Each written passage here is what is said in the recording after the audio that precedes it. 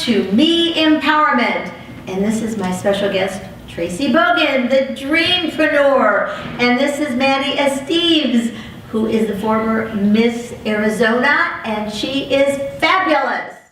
Stay tuned for a day of stepping into your MePowerment. So we are going to have guests around the world as well. And this is the first of many.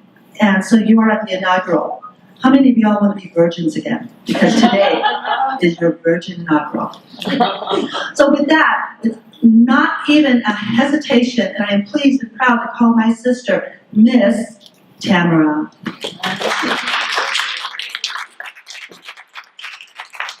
Thank you, Miranda. So who's excited? Woo! To see all of you here today. I am absolutely thrilled.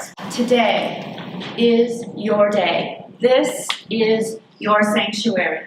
So please turn off your cell phones, put away the distractions, and devote the time to you. Be present. And is everybody ready to step into their power? Yes. Do you know what MePowerment even is? Today, not only will you find out, but you will experience it. So now, it is an honor to bring to the stage the founder of Quantum Pathic Energy Method, international best-selling author, our very own Sherry Anshara. Come on, get up. Me just wanna have fun. Say it. Me just wanna have fun. And shake that booty. Just wanna have fun. Woo-hoo! Shake that booty. Because that's where your belief systems are stuck. Okay, let's sit down and enjoy. We've got a lot of information, and we are just so excited to present it to you. And we also made a book for you so that you can have this information and that you can bring it in to your consciousness every day. And there's actually some ideas in there that you can even write about to yourself because it's really about you. Okay, so are we ready? Yay! MePowerment. So as a wordologist and a wordsmither, I look at words differently. And so when I looked at the word empowerment, what I saw is the word me. And so you are a multi-dimensional being. You are not an I ego or an I childish adult ego. You are the me, we of yourself that is multidimensional. Is that fabulous? And actually, I'm going to put a little caveat here. I'm actually going to share with you some information that is not on the PowerPoint because I feel that you will love this information. So we will have a Q&A after, but I'm going to start with a question. Have all of you wondered what the heck is going on this planet right now? When you listen to the news or you hear people talking, and isn't there a lot of stress and fear? So I'm going to give you the reasons that that happened, and we'll do it later in the Q&A. So we're going to talk about this MePowerment and how it can change your life at the cellular level, because that's where your life begins, from the inside out. So how many of you been taught that everything outside of you has the answer? Correct? Isn't there the expert outside of you that knows everything about you and tells you what to do? Including parents. We're not wronging parents because that's what they've been taught. So in the MePowerment is to get inside yourself where your answers are. So wordology is your biology. And when we look here, it's about language and communication. Do any of you have any difficulty communicating with other people? How about with yourself? So in wordology is your biology. Words have frequency, they have vibration, but the key is resonance. So did you know that what you say about other people, you're talking about yourself first? Is that scary or what? Or it could be so powerful when you choose the language that supports you to be healthy and to have fabulous relationships and to go within yourself. And the first thing I ask myself before I talk to anyone, including myself, is how do I feel about it? How do I feel about what I'm going to say? So, there we go. So, wordology is your biology. Words, if you look up here, they are physical. Do you know that words are physical? And that as you speak out the physicality of the words, they have impact on other people. But who do they have the impact first? Have you ever regretted saying something? And why did you regret saying something? Why? Because you didn't have the facts. You were all emotional. And when we're emotional, isn't it, we say we get choked up, that we can't get our message across, that we don't know what we're saying? Have any of you experienced that? Every day, maybe? Or on the phone? And so because they are physical, they do have a frequency in vibration that impacts your world. Do you know, I clear properties and assist people when they're building houses, and Wynn's building one herself, and I have people write all over the walls before they're painted. When I moved into my house and I bought it from another couple, I wrote all over the walls and I wrote all over the outside of it.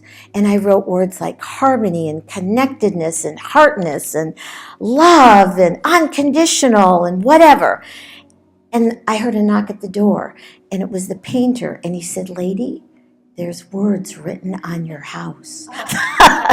I said, "I know, because I'm setting the frequency and vibration of my environment." And so when we do that, it just feels so much better. And so words affect you and they affect others. So be really cognitive and clear about the language you use. And remember, words have an impact globally. So the more that we say things that do not come from our heart, the more it's all affected around the world. Amazing, isn't it? And then words affect your consciousness. How does that happen? When someone comes to me and they fill out an intake sheet and they write things down like ADD or addiction, or they write down depression or anxiety, do you know that I know where they are? I know exactly where they are, and it might not be in this current moment. So have any of you been told to live in the now? But what if your now is based on then? So guess what? Your brain doesn't know what time it is. It has no clue because your computer brain is stuck and sometimes gets overloaded. What happens when your computer gets overloaded? What happens? It shuts down. And that's what happens, and that's why you get sick. Your computer brain shuts down through this language, and you get sick. Or you're not optimal, or you'll say, "I can't do this." And then you get into the I can'ts, I don't, I won't, and it's not possible. But impossible means I am possible. So, if you look here, how consciousness affects your words instead of belief systems, it makes such a difference in how you communicate first with yourself. Is that cool? So language is the best, and it doesn't matter what language it's in. It's how you communicate with the language that you have. Oh, this is Cindy Hubiak and Bob Windels. This is a couple that have only been together 4 years. And some of you in the audience know them, and they are incredible.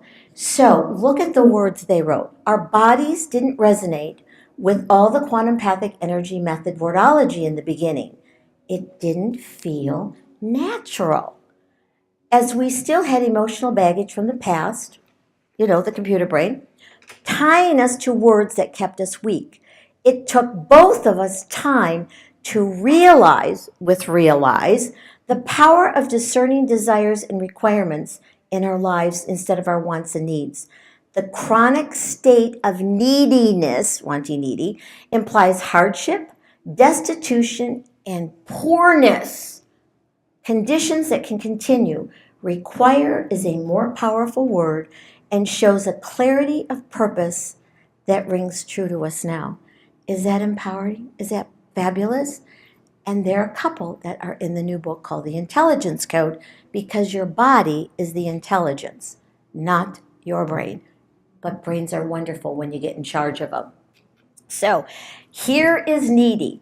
This is what neediness sounds like. Oh, I need you. Doesn't it sound like something's trying to come out somewhere? Oh, or I want you. Oh, it's a country western song. Oh, not wronging that, but isn't it kind of scary in that neediness and that wantiness? And when you say you want something, do you really get it? Or you need something, do you really get it? You can't, because there's no power, there's no frequency. So when you begin to change that wanty to require, there is movement, there is action, and people get involved with each other. It even works at Home Depot. I have no handyman jeans, and I had this list, and I walked in, and the guy said, "Can I help you?" I said, "No, but you can assist me." And I said, "I have a list of all my requirements." I was out in 25 minutes, and I had 2 men waiting on me. 2 of them, because this was and it was like action. Oh my God, this lady requires this. And I got everything, and I was in and out. And the handyman was happy, and so was I, because I was in and out. And so the other is the wanty. See that word desire? Desire means to sire or to birth. So when you desire something and you require it, you've got the universe and the multiverse in action with you. You've got it going on. And the other is the favorite word, is deserve. Deserve means of service to yourself. If you do not serve yourself first, not a thing happens, de nada, not one thing. Because service, when the plane's going down, what does the pilot say? The pilot says, take the oxygen first, because then you can assist others. But if you go into a wanting, needy mode, how about, oh, I will sacrifice myself. Well, that's not going to assist anybody if you're sacrificing yourself. And how many of you have been taught to sacrifice yourself? How many? Yes! I'm going to sacrifice myself and everything. And then, you know what happens? Resentment builds up. So when you serve yourself first, it's not selfish. It's centered in self. And then you have the power to assist others, to support them without resentment and without regret. Anybody ever have any regrets? I shoulda, coulda, woulda. And how many of you should on yourself? Stop shouldn't, and don't should on anybody else. It doesn't work. It doesn't work at all. I have Sherryisms. I have a lot of Sherryisms, and this is my favorite one. So let's say it together. What I say makes my day. Yes, what you say makes your day. Honest to goodness, every day before I get out of bed, I say this. So what happens if you say to yourself, I'm going to have a sunny day? What happens? You just created it, because you create everything in your life.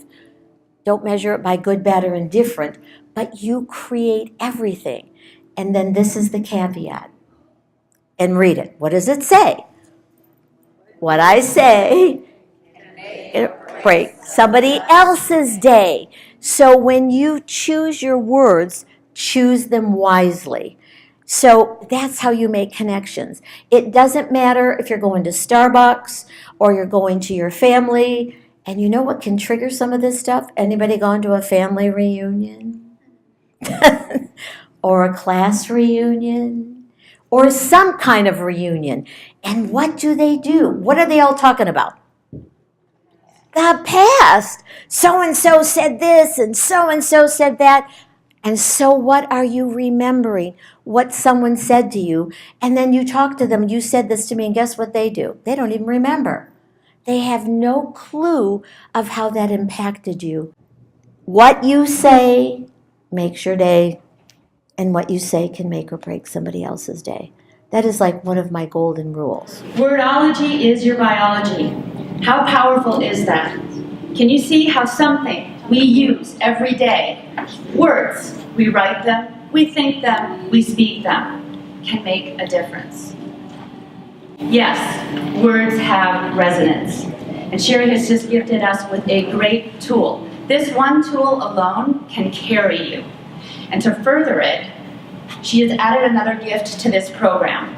You will see that you have a link to the online master course, Wordology is Your Biology, that will give you an entire wordology program to assist you in honing this skill and owning this skill to step further into your MePowerment. Is that exciting? Yes, yes?